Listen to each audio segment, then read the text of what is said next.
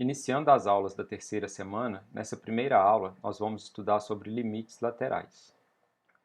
Bom, o que são limites laterais, né? Seja f uma função definida em um intervalo aberto, AC, dizemos que o número L é o limite à direita da função f quando x tende para A pela direita, ou por valores maiores do que A, e escrevemos limite de f de x quando x tende a A por valores maiores do que A é igual a L, se para todo epsilon maior do que zero existir um delta também maior do que zero, tal que a distância de f de x até L é menor do que epsilon, sempre que o x for um valor entre A e A mais delta. Bom, para entender melhor essa definição, né, o que nós precisamos entender? A primeira coisa é que a ideia dessa definição é bem parecida com a ideia da definição de limite que a gente viu anteriormente. A diferença aqui é que ao invés do x se aproximar de A tanto por valores menores quanto por valores maiores, eu só estou fazendo o x aproximar por valores maiores do que A. Então, antes a gente tinha que o x era um valor entre A menos delta e A mais delta. Agora ele é um valor entre A e A mais delta, ou seja, o x é um valor maior do que A, mas que está se aproximando cada vez mais de A. E o símbolo, né, que a gente vai usar para indicar que esse x é maior do que A é esse valor, esse sinal de mais aqui, né, que está como se estivesse no expoente do A. Então aqui o x está tendendo a por valores maiores do que A. Esse mais aqui indica que é valor maior. O resto da ideia aqui é a mesma coisa, né? Que eu vou pegar um x aqui nessa vizinhança do A, porém maior do que A, e a imagem da minha função vai ter que estar em um ponto em que a distância até L é menor do que epsilon. Então, a mesma coisa do anterior, com a única diferença que eu estou fazendo o x se aproximar de A apenas por valores maiores do que A. E de forma análoga, nós podemos definir também o limite à esquerda, ou o limite lateral à esquerda, que seria o caso, né, em que o x é um valor entre A menos delta e A. Então, estaria um valor à esquerda do A. E a simbologia usada nesse caso, né, quando a gente estiver definindo o limite à esquerda, a simbologia vai ser um A aqui com esse expoente, né, que na verdade não é um expoente, ele seria um sinal negativo. Esse menos, né, então ele indicaria que é valor menor do que A, ou seja, é um limite à esquerda de A.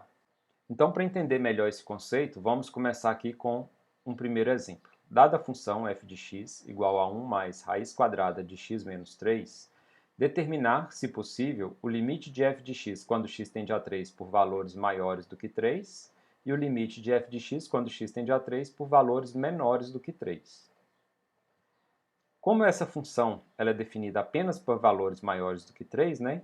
Por que ela é definida apenas para valores maiores do que 3? Porque se eu pegar um valor menor do que 3 aqui no lugar do x, eu teria raiz de um número negativo e a gente estaria saindo do conjunto dos reais. E como eu disse lá no início, na primeira aula, nesse curso a gente vai estar trabalhando com números reais. Qualquer coisa que fuja do conjunto dos números reais não é objeto de estudo aqui nesse curso. Então, se eu pegasse um valor menor do que 3 aqui, eu ia fazer um valor menor do que 3 menos 3, daria um valor menor do que zero, um valor negativo. E, sendo valor negativo, não admite raiz real. Então, por isso, né, a minha função f de x, definida dessa forma, ela não está definida para valores menores do que 3. Então, por isso, temos que não existe também o limite da função quando x tende a 3 por valores menores do que 3. E quando eu faço esse primeiro limite, que é o limite de f de x quando x tende a 3, eu tenho o seguinte: a minha função é 1 mais raiz de x menos 3, então substituindo aqui o f de x, né, vou ter isso. O limite de 1 mais raiz de x menos 3, quando x tende a 3 por valores maiores do que 3, vai ser o quê?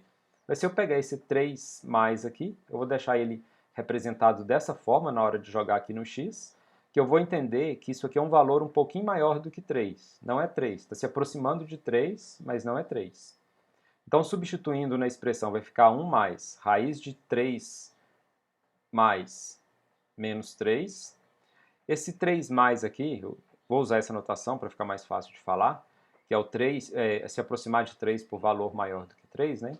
Como eu estou aproximando de 3 por valores maiores do que 3, se eu subtraio 3, ele vai dar um resultado um pouquinho maior do que zero. Então, 3 mais menos 3 é 0 mais. É um número que está se aproximando de zero, porém por valores maiores do que zero. Se é por valores maiores do que zero, então isso aqui é um número positivo e é possível extrair a raiz desse zero mais. Que vai ser o quê? A raiz quadrada de um número que se aproxima de zero por valores maiores do que zero é um valor também maior do que zero. Como eu tenho um 1 aqui, né? Então, 1 mais a raiz de 0 mais vai ficar 1 mais 0 mais. E 1 mais um número muito próximo de zero vai ser o próprio número 1. Então, o limite de f de x, quando x tende a 3 por valores maiores do que 3, é igual a 1. O gráfico da função 1 mais raiz de x menos 3 é essa parte aqui em azul. Observar que para valores menores do que 3, eu não tenho nada. O gráfico da minha função começa, né, em x igual a 3 e segue aqui para a direita. Então, dessa forma, eu tenho que a minha função é definida para valores maiores ou igual a 3. Então, só a partir desse ponto que a minha função está definida. Portanto, não faz sentido eu falar de limite da minha função para valores tendendo a 3 por valores menores do que 3. Nesse segundo exemplo, seja f de x igual a módulo de x. Eu quero determinar o limite de f de x quando x tende a zero por valores maiores do que zero e limite de f de x quando x tende a zero por valores menores do que zero. Nessa função, a gente viu anteriormente que módulo de x é o mesmo que f de x é igual a x, se x é maior ou igual a zero, e f de x igual a menos x, se x for menor do que zero. Então, para calcular esse limite, nós vamos separar essa função, né, como sendo uma função definida por duas sentenças, e em cada caso usar uma das sentenças. Então, no primeiro caso, se o x é maior ou igual a zero, o f de x é igual a x, e o limite que eu vou fazer é limite de f de x quando x tende a zero por valores maiores do que zero, é o limite de x quando x tende a zero por valores maiores do que zero.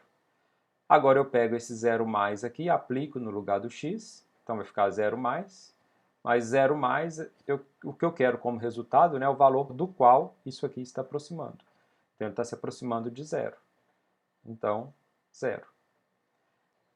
E se x é menor do que zero, então a função que eu vou usar é f de x igual a menos x.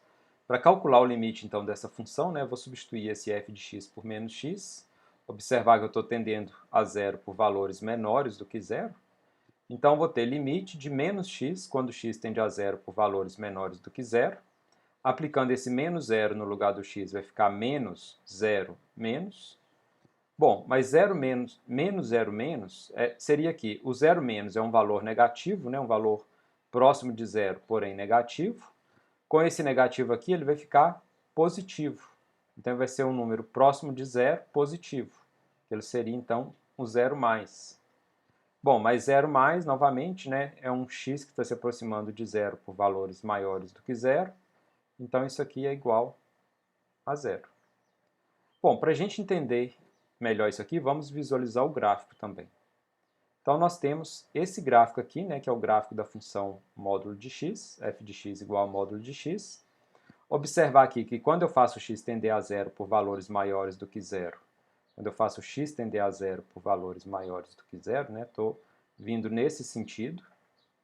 E quando eu calculo o limite, eu tenho um zero mais, que quer dizer que a imagem da minha função está se aproximando de zero por valores maiores do que zero. Esse zero mais aqui, ele está indicando aproximar de zero aqui no eixo y. Que quando a minha imagem está se aproximando de zero por valores maiores do que zero, né? Então o limite da minha função vai ser aqui no zero. Da mesma forma, quando x está se aproximando de zero por valores menores do que zero, então eu estou aproximando aqui no sentido, né, da esquerda para a direita, aqui no eixo x. Quando eu aplico na minha função, eu obtenho lá o zero mais, que quer dizer o quê? Quando o x está se aproximando de zero por valores menores do que zero, a imagem da minha função também está se aproximando de zero e também por valores maiores do que zero.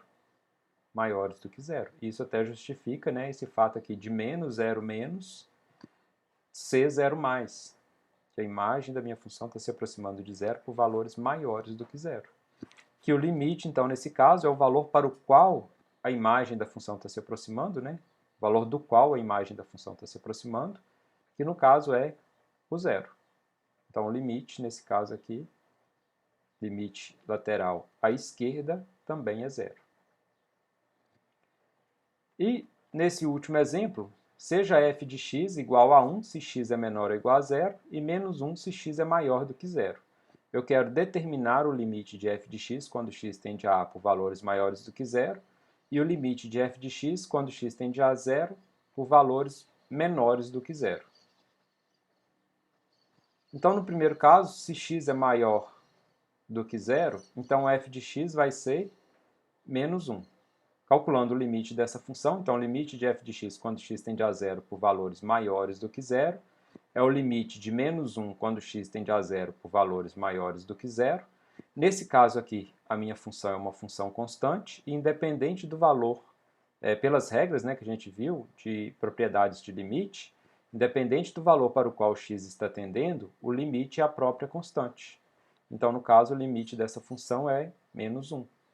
Da mesma forma, no segundo caso, se x é menor ou igual a zero, a minha função vai ser f de x igual a 1, e o limite dessa função, quando x tende a zero por valores menores do que zero, é a mesma coisa que limite de 1 quando x tende a zero por valores menores do que zero, e nesse caso, novamente, é o limite de uma constante, e o limite da constante é a própria constante, independente do valor para o qual x está tendendo. Então, nesse caso aqui, igual a 1. Para entender, né, visualizar isso aí melhor, nesse gráfico a gente tem, se x é menor ou igual a zero, o gráfico é f de x igual a 1, que é essa parte daqui. Observar que como inclui o igual, né, então tem a bola fechada ali no ponto 0 e 1. E da mesma forma, se o x é maior do que zero, a função é f de x igual a 1, e a imagem e o gráfico dessa parte da função vai começar aqui próximo do menos 1, sendo que tem uma bola aberta nesse menos 1, né? E continua aqui para a esquerda.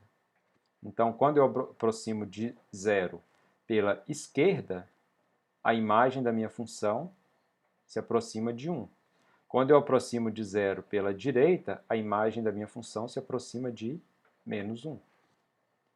Então, um teorema para concluir isso aí: se f é definida em um intervalo aberto contendo a, exceto possivelmente no ponto A, então o limite de f de x quando x tende a é igual a L, se e somente se o limite de f de x quando x tende a por valores maiores do que a é igual a L, e limite de f de x quando x tende a por valores menores do que a também foi igual a L. Então observem que esse teorema está falando o quê? Que o limite de f de x quando x tende a só vai ser igual a L se os dois limites laterais quando x tende a por valores maiores do que a e quando x tende a por valores menores do que a também forem iguais a L. Caso contrário, se isso não acontece, né, eu vou dizer que o limite dessa função quando x tende a não existe. Em relação aos exemplos anteriores, nesse primeiro exemplo, nós temos que não existe o limite da função quando x tende a 3 por valores menores do que 3 e que o limite da função quando x tende a 3 por valores maiores do que 3 é igual a 1. Então, o limite de f de x quando x tende a 3 não vai existir, porque o limite lateral à esquerda não existe e o limite lateral à direita é igual a 1. Neste segundo exemplo, nós temos que o limite lateral à direita é igual a zero, que o limite lateral à esquerda também é igual a zero.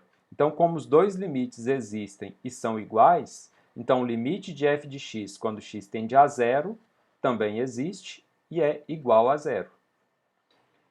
Neste terceiro exemplo, nós temos que o limite lateral à direita é igual a menos 1, o limite lateral à esquerda é igual a 1. Como os dois limites laterais existem, mas são diferentes, então vou dizer que o limite de f de x quando x tende a zero não existe.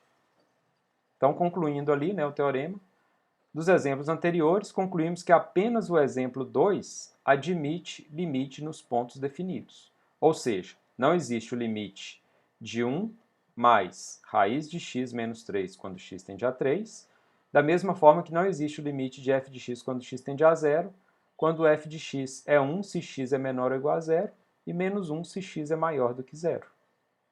Dessa forma, a gente termina a nossa primeira aula e passamos aí para as próximas aulas.